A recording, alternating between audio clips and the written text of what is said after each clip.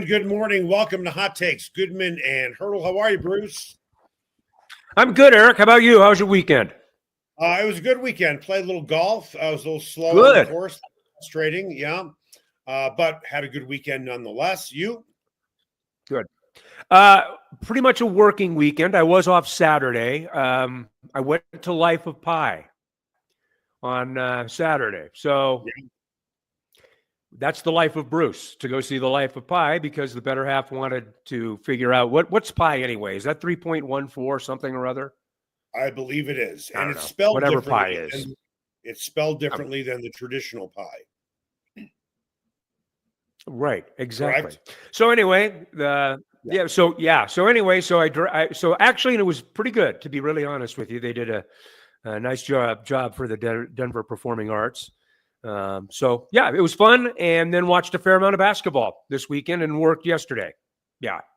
I watched a lot of basketball as well. We'll get into that in a little bit. But first, NFL owners meetings going on right now. Sean Payton addressed the media this morning. Nothing overly notable for me, except for saying one reason why they didn't draft, or I should say, take a running back in free agencies, because it was a deep running back draft, and they wanted to see their other guys. How much do you believe the second part, that they really want to see their other guys on the roster, full well knowing they're probably going to take a running back in the first or second round? Why wouldn't they take a running back? Well, because he said he wants to see his other running backs, and that's one reason why they didn't take one in free agency. That's why I kind of say that mildly sarcastically.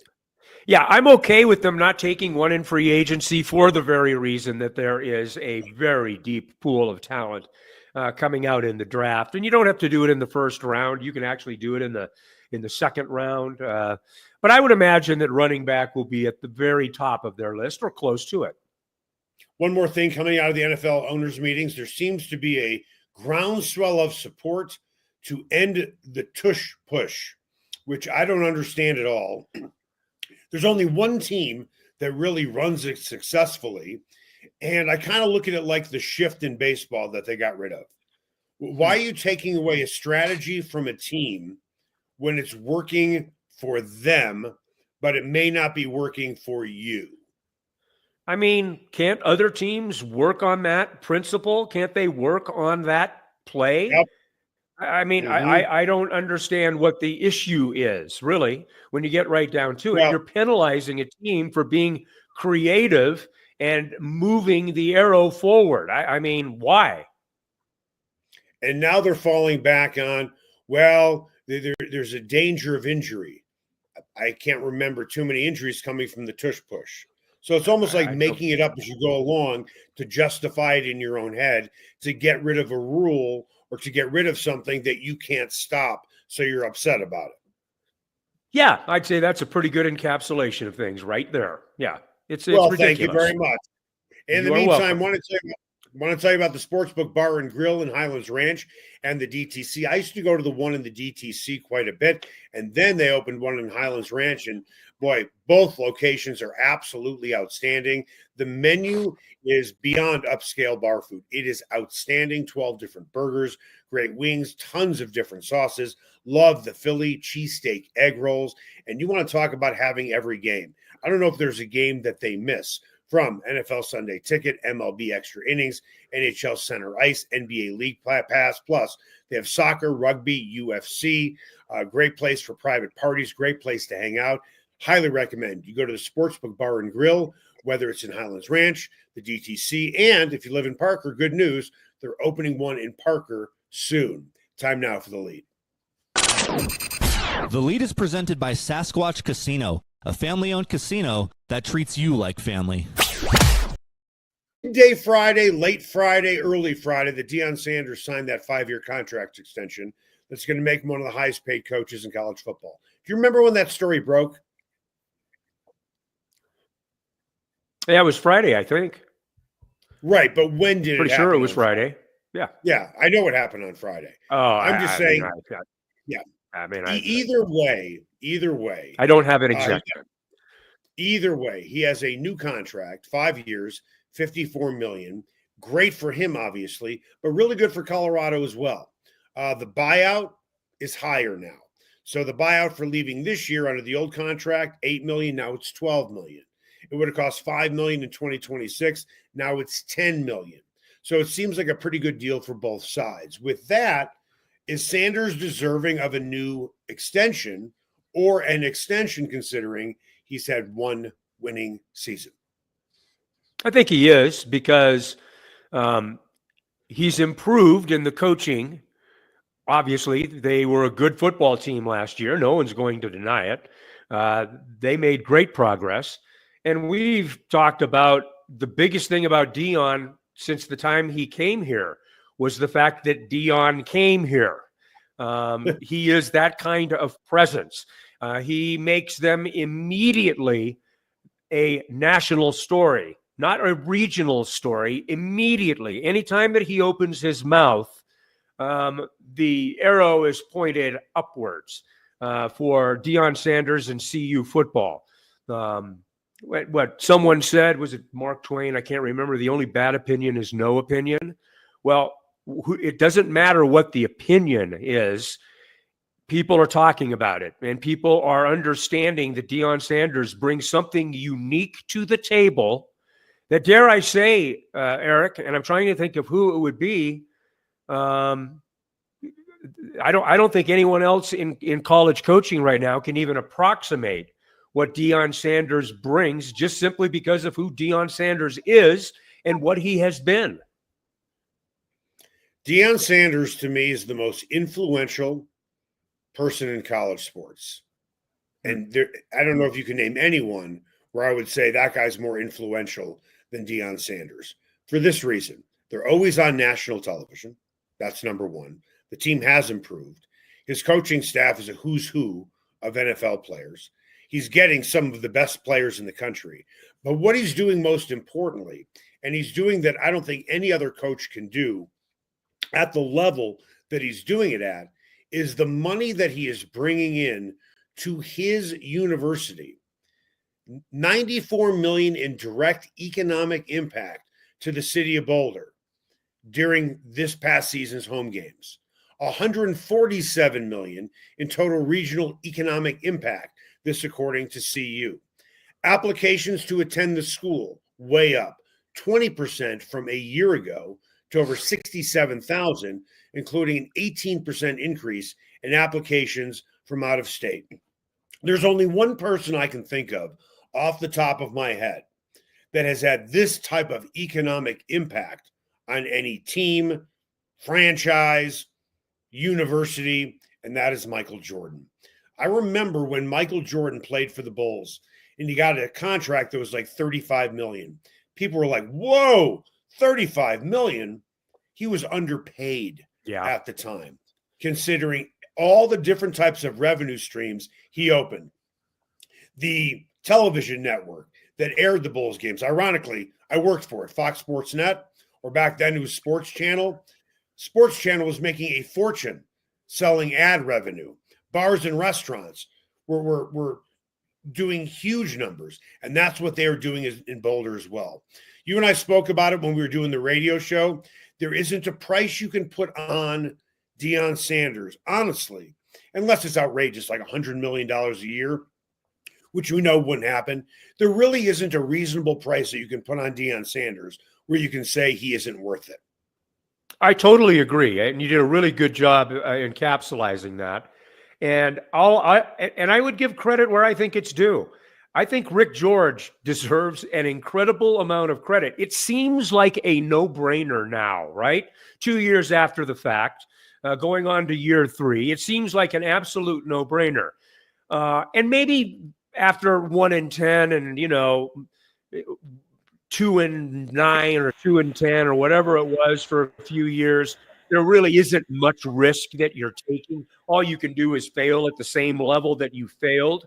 But the fact of the matter is, and I give Rick a lot of credit on this, he saw the forest through the trees and saw with some potential for drama, some potential for maybe some danger, although really, Eric, in the end, that all worked out for him too. Any of the drama, any of the bravado and the stuff that came with it ended up being pretty good copy for Colorado and for Deion Sanders. Now, I think it's important that they won 9 games last year. I do think that's important. I really do. And I think it's important that they maintain a certain level of competitiveness now moving forward. But it's great business to have Coach Prime in Boulder, Colorado, period. A lot of people wondered, was he even going to come back? Was he going to leave and follow his son out the door, or his sons out the door? He was pretty consistent. He said, I'm not going anywhere. I don't know what other job opportunities he truly had in order to leave Colorado. I think he did want to stay, but I'm not sure where his job situation was potentially with somebody else. There were rumblings about the Dallas Cowboys. I'm sure there are other universities that are thinking twice about maybe we should have hired Deion Sanders. But honestly, when I look back at the history of Denver sports, forget about Denver sports, Colorado sports, I'm not too sure there's anyone outside of John Elway who's been more influential than John Elway, than Deion Sanders, when you look at the body of everything.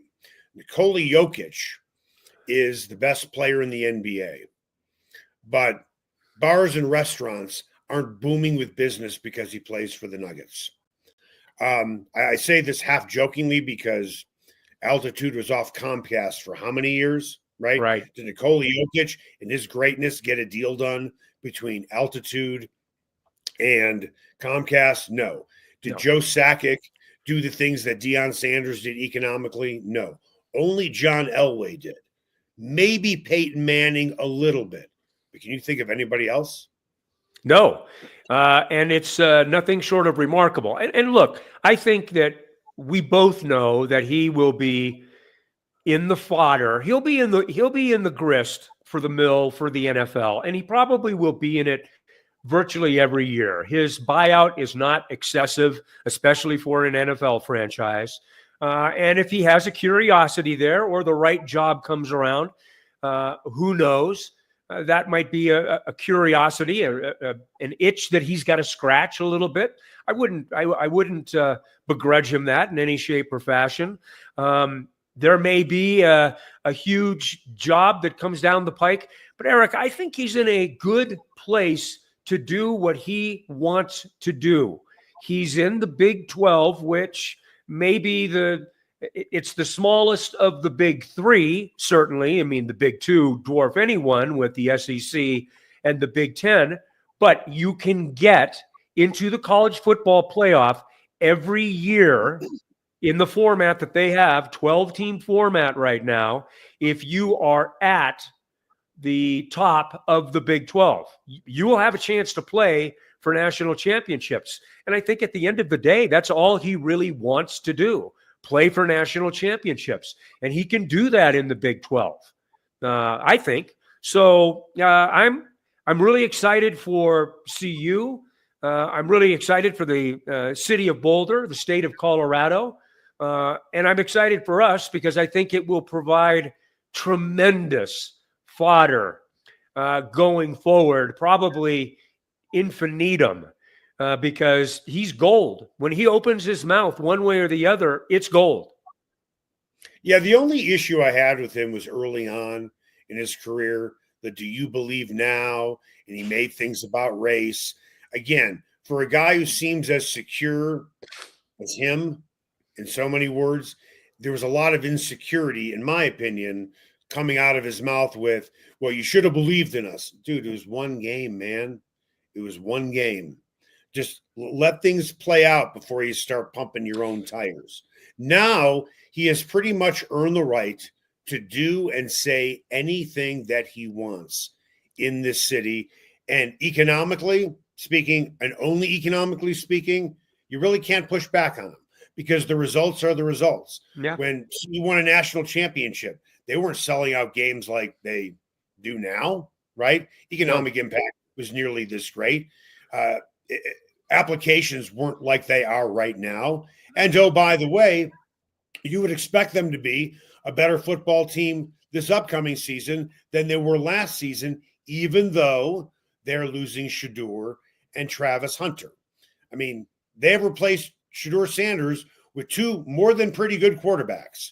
One who's a recruit, and the other one who's a proven kid at Liberty who brings a massive skill set that not even Shedeur Sanders brought. I think that is going to be the first place where we see the difference in this football team, though, next year. Most of the reports that I've gotten out of Boulder, and it's not like I'm inside the program, don't get me wrong, but I do talk to people, is that has been a little bit of a growing process, which is exactly what you would expect at this point. Now, the kid from Liberty, obviously, he's got a lot of experience, and then Juju is going to be, he's a marvelous talent, but at the level that he's going to be asked to play, that we don't have any sort of definitive proof about his ability. His skill set is unquestioned, but his ability to translate that skill set into action, demonstrated ability, as Sean Payton likes to say, remains to be seen. I do expect Colorado to be a similar kind of team record-wise than last year. Their schedule is a little harder, and they've got still a few questions, but that offensive line is getting better. The defensive front is getting better. Seaton, by every account, has taken over monstrous responsibility in leadership. He's an incredibly hardworking guy. His game had some holes in it, even as good as he is at that right tackle spot. So I would expect him to make a quantum leap this year. I think it's a really exciting time for Colorado. Really exciting time for college football. Yeah. And again, last year weren't they on national television every single game? Yeah. I don't know if you can't top that. No. Because that's 100%. That's 100%. You can't top 100%. Right. I don't know if they'll be on 100% of the time next year. But for the regents there, for the faculty that should be getting on board now, there's always been whispers that the academics don't like the football program. Well, I got news for you. He's bringing in money. You can say it's about the record, and even if they take a step back, for a lot of people, it's not going to make that much of a difference. How much revenue is he generating, right? How many more applications are coming in? How many more bowls of pasta is Pasta J's selling, right? It's about the economics. He is the king of the economics of football in college football. I'll be honest, I don't know if he can affect the NFL game this way. He might not be able to. I think you're right. That's a fair question. Because NFL games, for the most part, are already sold out. It's not like you're going to be on national television in college football for a number of reasons, meaning the main game. All right, let me take a step back. In the NFL, you're going to be the Jim Nantz game if you're really, really good. Right. Not because Deion Sanders is coaching the team. Every game in the NFL is on national television. He can't bring that either. Well, the NFL is about the shield. The personalities have a chance to percolate at the college level, and they can still be, you know how it is. The coaches are the key components in college, but in the NFL, it's the shield itself. Nothing will ever overtake the shield. I would disagree. I would disagree with Deion Sanders. Whenever he holds a press conference, which would be multiple times a week, it'd be must-watch television. All the time. He would be bigger than the majority of his players. Unless he had a superstar like a Patrick Mahomes, right, a Josh Allen, a Lamar Jackson. People would hear. Let's look at the Broncos setup, where when Sean Payton talks, the locker room opens, right, on a Wednesday. Yes. Nobody would go into the locker room on Wednesday until Deion finished. A lot of people go into the locker room when Sean is talking. That's not a knock on Sean. It's not a knock on Sean, but you're hanging on everything that Deion says. He'd be bigger. He'd be as big. He'd be a bigger part. How do I put this? He would be as big as any player on his team. Okay. I'd Sean listen to Payton's that. not bigger than any player on his team. Okay. Yeah. I mean, I'd listen to that. Not sure I totally agree with it, but I'd listen to it. Yeah. Okay. Fair enough. What do you disagree with? I don't know. I just think the NFL is every day.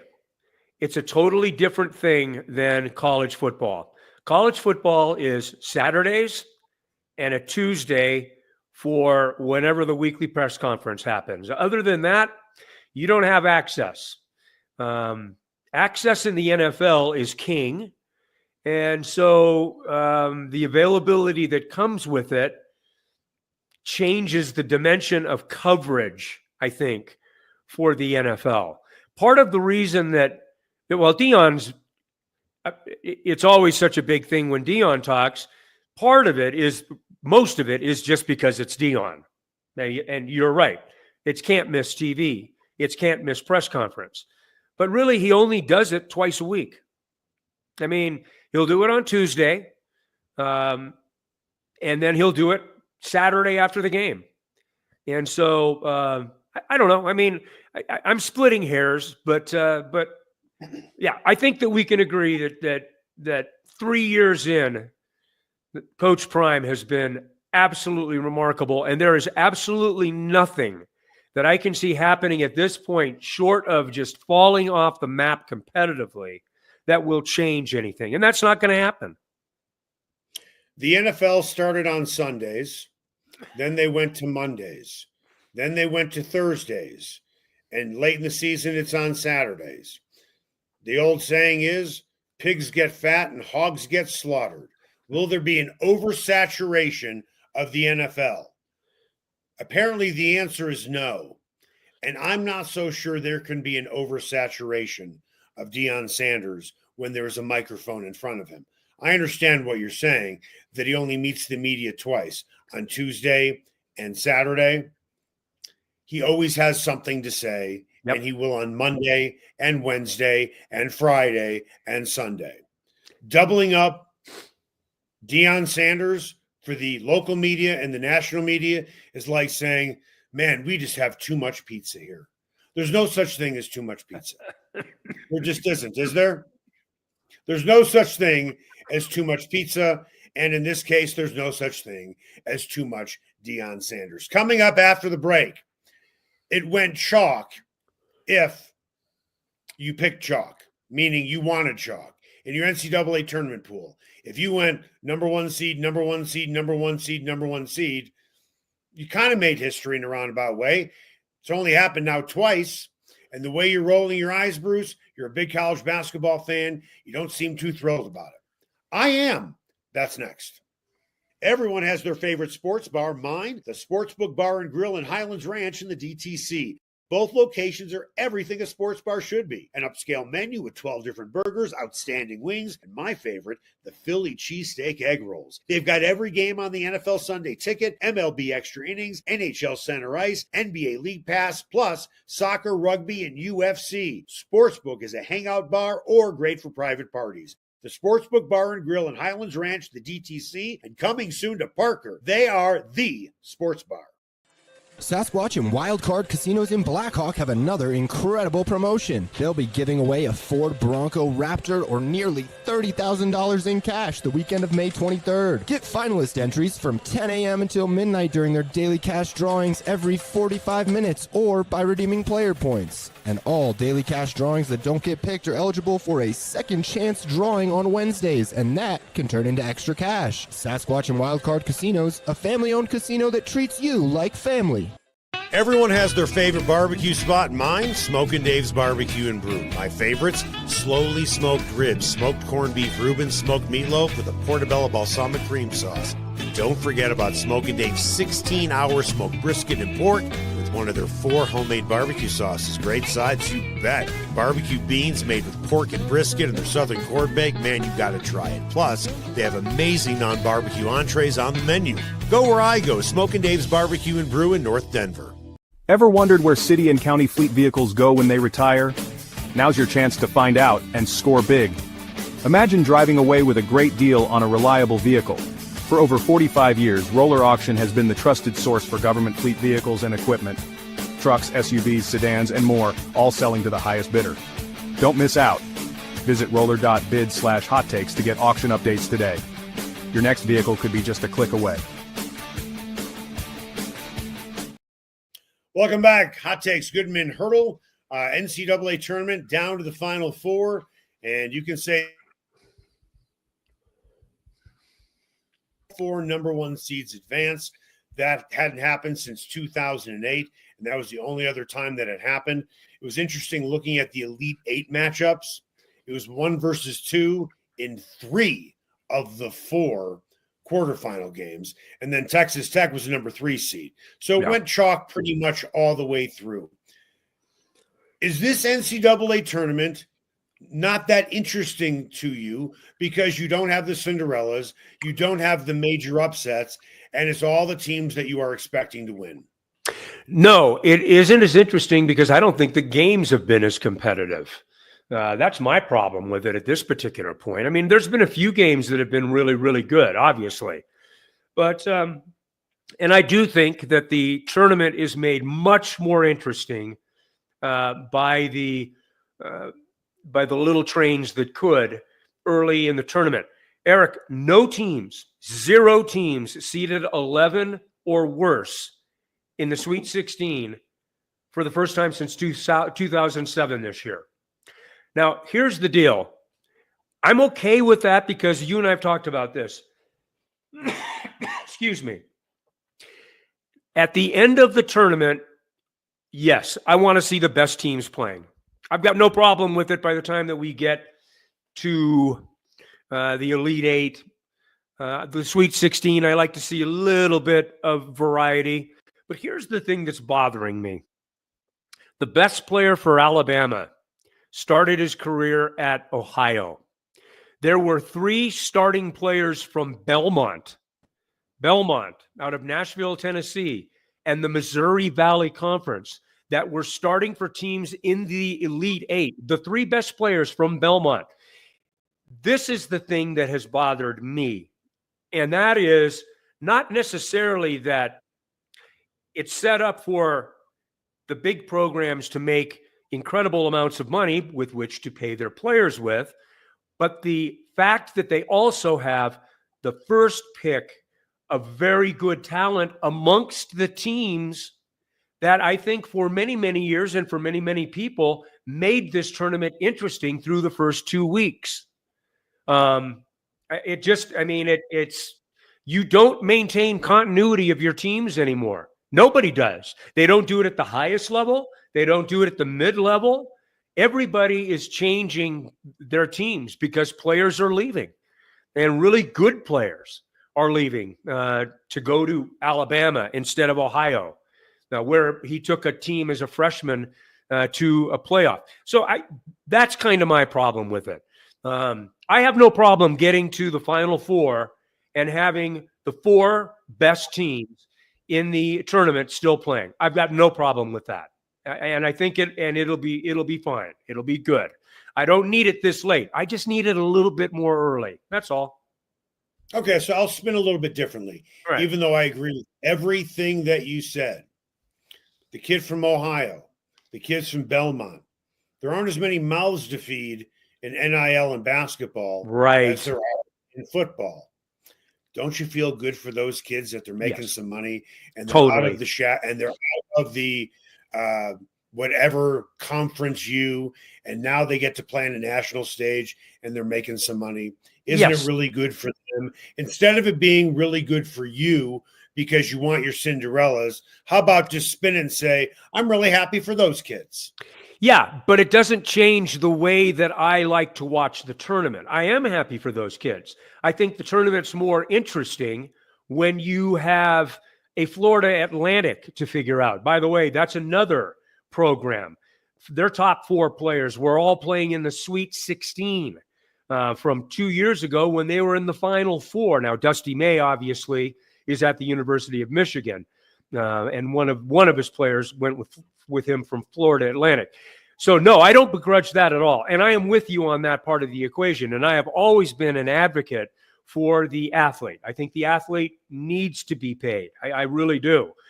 It doesn't change the way, though, that I like to watch the tournament. I like the tournament for the various storylines that I've kind of outlined.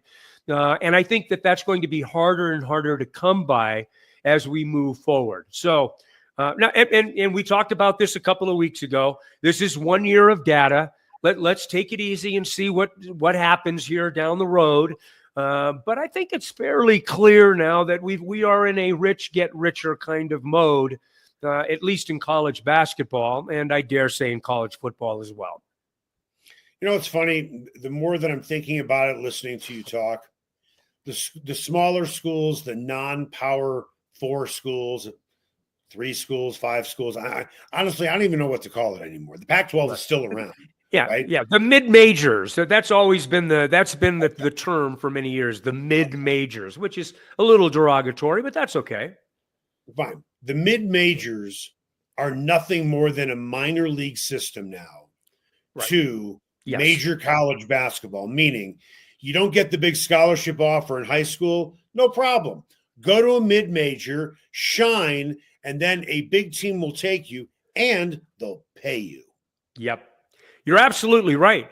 But we talked about this, and one of the reasons those programs, and you can go back a long way, VCU, Wichita State, teams that have reached the Final Four,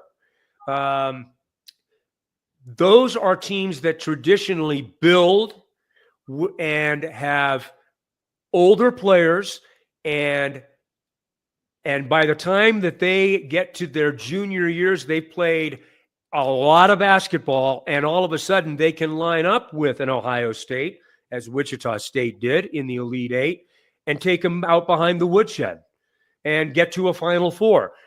That's happened frequently.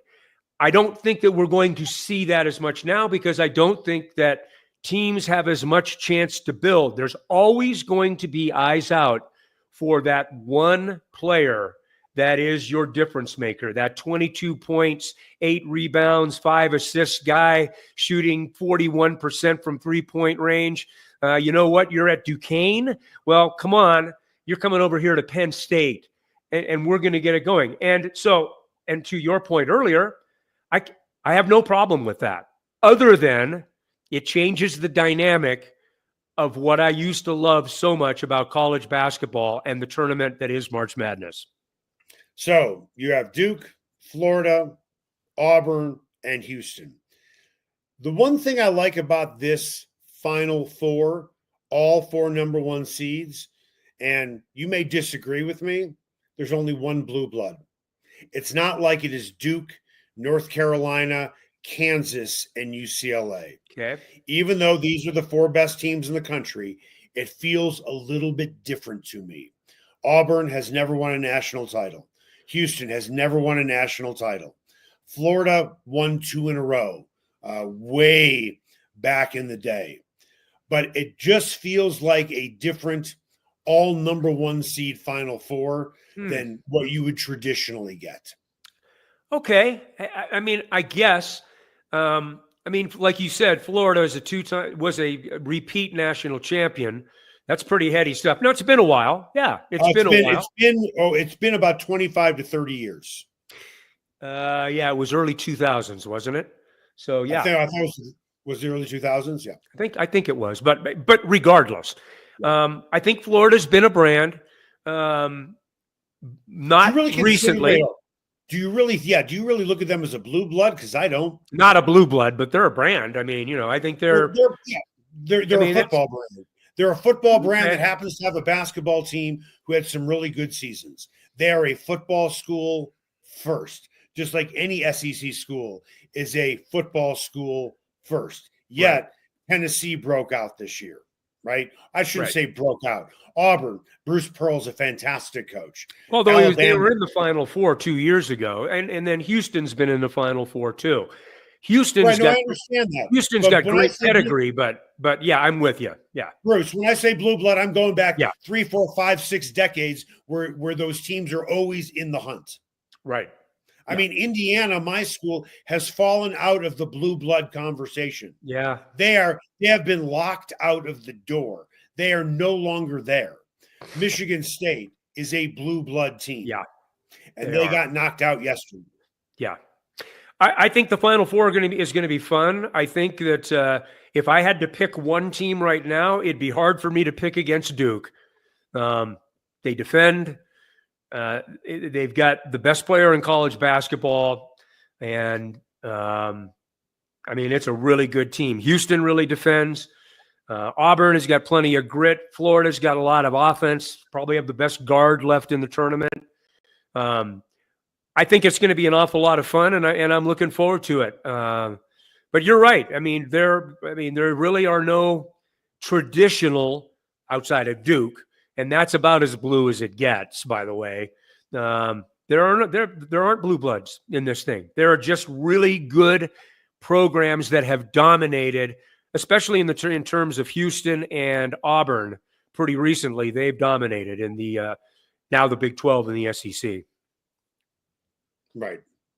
Yeah, I didn't want to see Kansas again. North Carolina certainly. Well, I don't want to see Kansas after a 13-loss season. I mean, are you kidding me? No.